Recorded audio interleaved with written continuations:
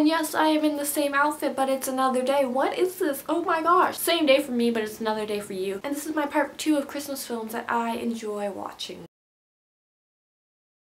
The first that I'm going to mention is The Santa Claus, done in 1994, which stars Tim Allen. And now there's, I think, 3 other Santa Claus movies, but the first one is the best. And fun fact, the zoo that they use in the film is actually the Toronto Zoo, so that's cool. Next film is The Miracle on 34th Street. Now, I am most familiar with 2 versions. I'm pretty sure they're the most famous. The 1947 version with Natalie Wood, who whenever I say Natalie Wood now, I kind of mimic the way that Gilmore Girls character in that episode says it. Tells Lorelai that she looks like Natalie Wood.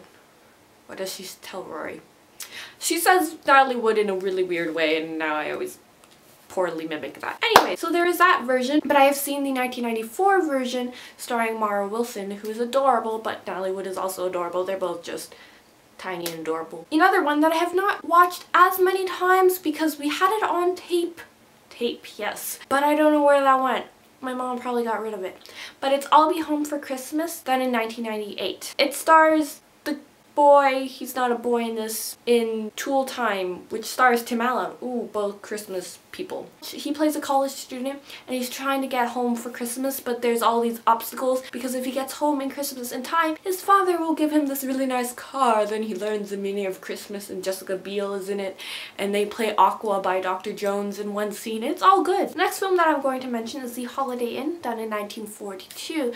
Now yes, this film is not exactly all Christmassy, but it's very holiday-y, and I always tend to watch it around Christmas. And it stars Bing Crosby, Fred Astaire, Marjorie Reynolds. And Bing Crosby's character is tired of being in show business, so he gets this idea of opening an inn, and it will only be open on holidays. So he only has to work like 13 times a year or something like that. So he goes off, opens, he leaves his partner Fred Astaire because he's kind of fed up with him because Fred Astaire always takes the girls that he's in love with. So he goes off and he realizes starting an inn is a lot more work than he thought. He needs to hire another performer, Marjorie Reynolds' character, and he quickly falls in love with her, starts to fall in love with him as well. Then Fred Astaire visits, sees Marjorie Reynolds, starts falling in love with her.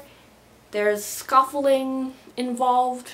That doesn't make sense. It's funny and it's lovely and it's my favorite Bing Crosby Christmas because Bing Crosby is Christmas. By that I mean his voice is Christmas. And actually there's one moment when Fred Astaire comes into the inn and he's playing drunk. But actually before he started the dance he already had 2 drinks of bourbon and one before each succeeding take. The last take, which was the 7th, was used in the film, so he was probably a bit drunk. Another scene with Fred Astaire doing a dance for the 4th of July and it's called the Firecracker Dance. It is such a great dance. I love it. Just watch it. It's amazing. Also, the song White Christmas is first seen in this movie, sung by obviously Bing Crosby. The first public performance of the song White Christmas was performed by Bing Crosby on his NBC radio show called The Kraft Music Hall on Christmas Day in 1941, which happened during the middle of filming The Holiday Inn, and The Holiday Inn came out 7 months later. The song went on to become one of the biggest selling Christmas songs ever. This is actually the first of 3 films that Crosby sings White Christmas, one of them being titled White Christmas. And the next film that I'm going to talk about, you guessed it, White Christmas! Now White Christmas came out in 1954 and it stars Bing Crosby, Danny Kaye, Rosemary Clooney, and Vera Allen. And yes, Rosemary Clooney is George Clooney's aunt. The film follows Bing Crosby, Danny Kaye's character, who just get out of the war. Danny Kaye spots the 2 sisters, Rosemary Clooney and Vera Allen, while they sing the song that always, no matter what, gets stuck in my head, called Sisters. I think it's called Sisters. I assume it's called Sisters because they repeat it a lot. All 4 of them end up going on a train to Vermont. They sing a song about Vermont and they go to a lodge. Lodge owner is actually Crosby's and Kaye's commander, General Waverly.